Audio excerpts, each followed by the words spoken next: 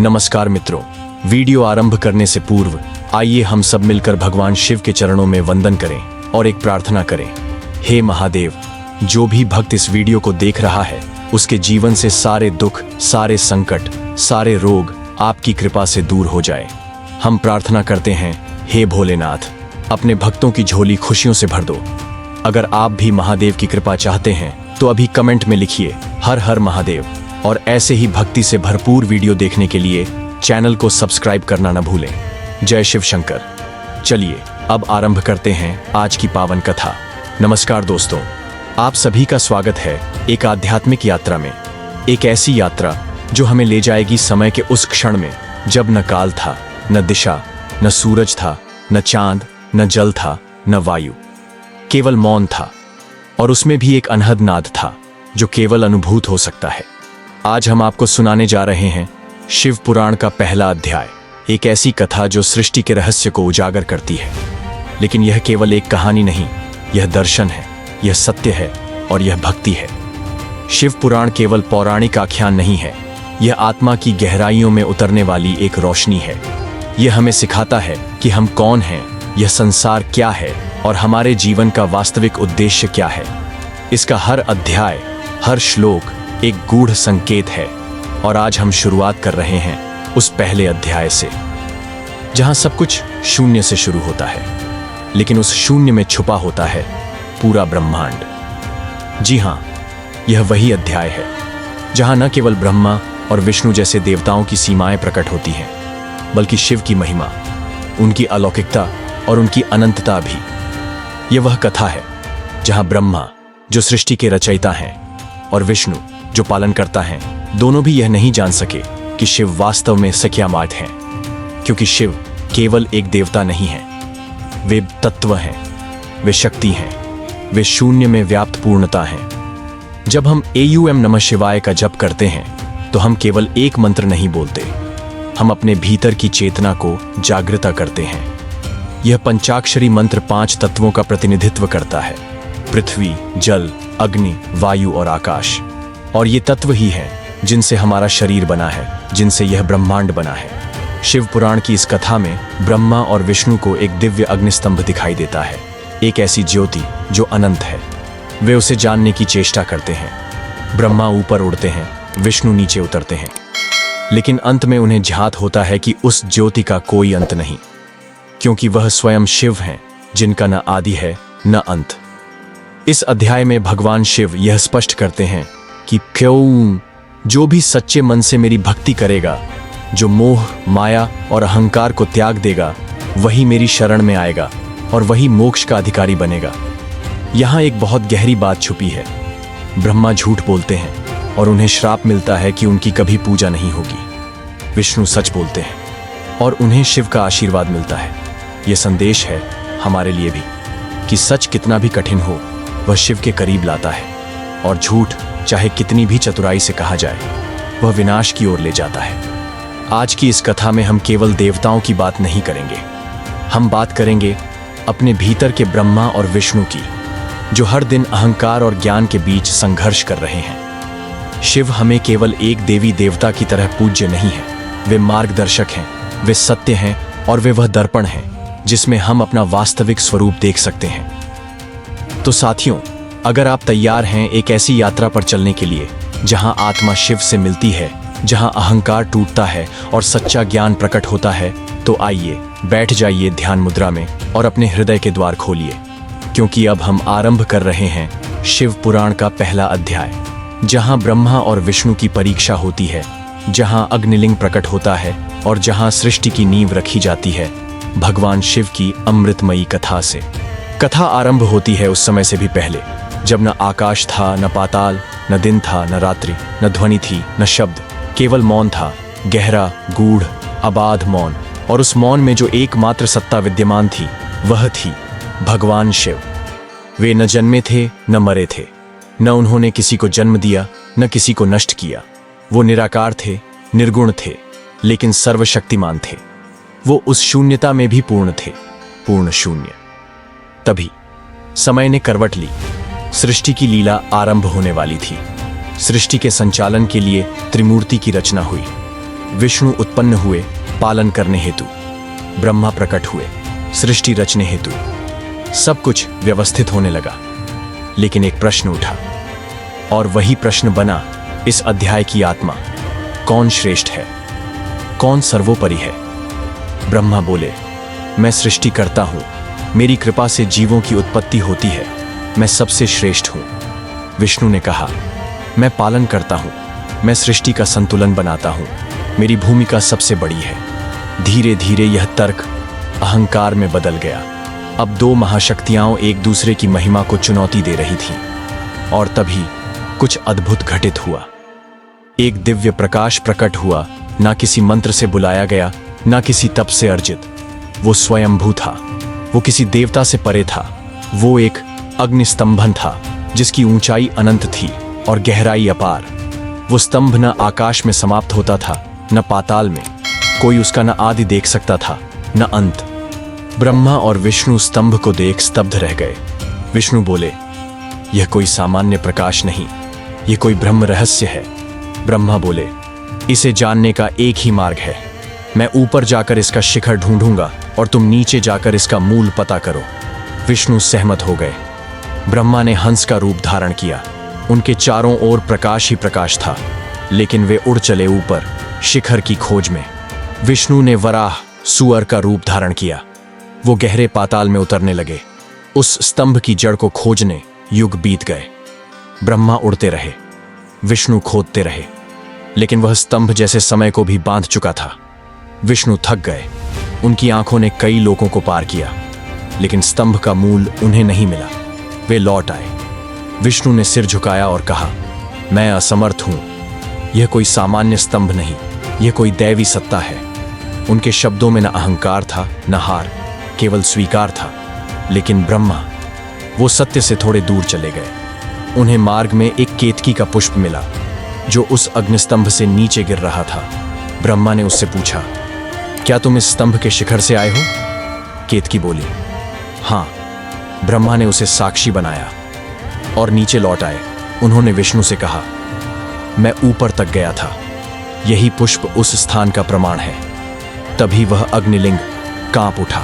वह प्रकाश जो शांत था अब उग्र होने लगा, और उस अग्निलिंग से प्रकट हुए स्वयं महादेव, त्रिनेत्रधारी, चंद्रशेखर, गंगा वाहन, जिनकी आंखों से करुणा और विकरालता एक साथ बह रही थी। शिव बोले, हे ब्रह्मा, तूने झूठ कहा, और झूठ कभी ईश्वर को प्रसन्न नहीं कर सकता। इसलिए मैं तुझे श्राप देता हूं कि इस संपूर्ण सृष्टि में तेरी कभी पूजा नहीं होगी। शिव ने केतकी पुष्प की ओर देखा और बोले, तू भी झूठ का साथ देने वाली बनी, अब से तू भी मेरे पूजन में निषिद्ध होगी। शिव ने फिर विष्णु की ओर देखा और उनके हृदय की सत्यता और विनम्रता को नमन किया। हे विष्णु, तूने सत्य स्वीकारा, इसलिए तू मेरे हृदय के समीप है, तू सदा पूज्य रहेगा, तू ही धर्म का रक्षक है। और फिर उस अग्निलिंग का आकार स्थिर होने लगा। शिव बोले, यह स्तंभ नहीं, यह मेरा स्वरूप है, अनादि, अनंत, अविनाशी। इस प्रकाश को जो मानेगा, जो इसकी आराधना करेगा, उसे मोक्ष प्राप्त होगा। वही अग्निलिंग जो ब्रह्मा और विष्णु के लिए रहस्य था, बन गया पहला ज्योतिर्लिंग, जिसकी पूजा युगों युगों तक होती रहेगी। तो साथियों, यह कथा केवल ब्रह्मा और विष्णु की नहीं है, यह हमारी अपनी आंतरिक यात्रा की कथा है। हम भी कई बार ब्रह्मा की तरह झूठ का सहारा लेते हैं, हम भी विष्णु की तरह थक जाते हैं, लेकिन जब हम सत्य स्वीकारते हैं, तब शिव हमारे भीतर प्रकट होते हैं। यह अग्निलिंग केवल एक प्रकाश नहीं, यह आत्मा का प्रकाश है।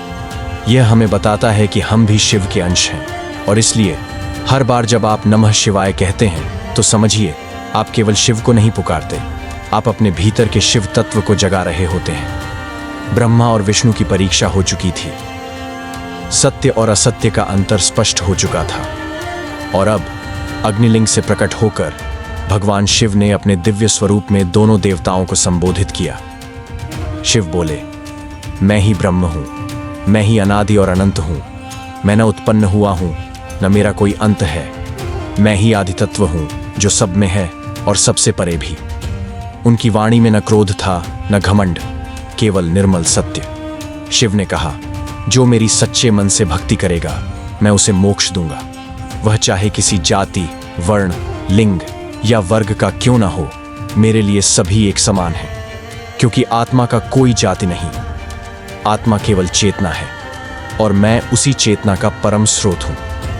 भगवान शिव ने ब्रह्मा और विष्णु को भक्ति मार्ग का उपदेश दिया। उन्होंने कहा, संसार माया है, यह मोह, अहंकार और इच्छाओं का जाल है जिसमें जीव उलझा रहता है। वह जन्म लेता है, भोग करता है, फिर मरता है और फिर यही चक्र दोहराता है। लेकिन जो इस चक्र को तोड़ना चाहता है वह केवल ज्ञान और भक्ति के द्वारा मुक्त हो सकता है। मेरी भक्ति सबसे सरल है, सबसे सुलभ है। न कोई कठिन नियम, न कोई बाहरी दिखावा, सिर्फ एक सच्चा हृदय चाहिए जिसमें भक्ति की ज्वाला हो। फिर भगवान शिव ने अपने पंचमुखी स्वरूप का वर्णन किया। 5 चेहरे, 5 दिशाएं, 5 तत्वों का संचालन। सद्योजात जो पश्चिम दिशा का रक्षक है, वह रचता है, उत्पन्न करता है और सुख का स्रोत है। वामदेव उत्तर दिशा का स्वामी, यह सौंदर्य, प्रेम और कल्याण का प्रतीक है। अघोर दक्षिण दिशा का रक्षक, वह विनाश करता है लेकिन केवल अधर्म का, अज्ञान का। तत्पुरुष पूर्व दिशा का रक्षक, यह प्राण है, जीवन शक्ति है जो ब्रह्मांड को चलाता है। ईशान ऊपर की ओर स्थित, यह ब्रह्म ज्ञान का प्रतीक है, मोक्ष का मार्ग है। यही शिव का अलौकिक और अविनाशी स्वरूप है। इन 5 मुखों से शिव पृथ्वी, जल, अग्नि, वायु और आकाश, इन 5 महाभूतों का संचालन करते हैं। यही 5 तत्व हमारा शरीर भी बनाते हैं और ये संसार भी। इसलिए जब हम शिव को पूजते हैं तो हम प्रकृति को, ब्रह्मांड को और स्वयं को नमन कर रहे होते हैं। शिव पुराण का यह प्रथम अध्याय हमें केवल एक पौराणिक कथा नहीं सुनाता, यह हमें जीवन का दर्शन देता है। यह सिखाता है कि सबसे बड़ा अज्ञान है अहंकार और सबसे बड़ा ज्ञान है विनम्रता। ब्रह्मा ने झूठ कहा, उनकी पूजा आज भी वर्जित है। विष्णु ने सत्य स्वीकारा, वे आज भी हर घर में पूजित हैं। और शिव, उन्होंने सच्चे को अपनाया और झूठे को दंड दिया, क्योंकि ईश्वर की दृष्टि में केवल भाव मायने रखता है। शिव कहते हैं, मैं किसी विशेष का ईश्वर नहीं, मैं सबका हूं। जो मुझे अपनाए मैं उसका हो जाता हूं। बस दिल में छल ना हो, भक्ति में कपट ना हो। तो साथियों, इस अध्याय का सार यही है कि भगवान शिव किसी मंदिर में नहीं रहते, वो तो बस आपके मन में रहते हैं। बहुत समय पहले की बात है, एक बालक था, नाम था श्रवण कुमार। वह अपने माता पिता का परम भक्त था। उसके माता पिता अंधे थे, वृद्ध थे, लेकिन श्रवण ने कभी शिकायत नहीं की। एक दिन माता पिता ने इच्छा जताई, बेटा हम तीर्थ यात्रा करना चाहते हैं, पर कैसे? श्रवण ने बिना एक पल गंवाए एक कांवड़ बनाई, 2 टोकरी में माता पिता को बैठाया और कंधों पर उठाकर निकल पड़ा। वह नदियां पार करता, जंगलों से गुजरता, गर्मी, सर्दी, बारिश सब सहता, पर उसके चेहरे पर कभी थकान नहीं आई। केवल श्रद्धा थी, केवल भक्ति। उसी समय भगवान शिव और माता पार्वती कैलाश से पृथ्वी पर भ्रमण के लिए निकले थे।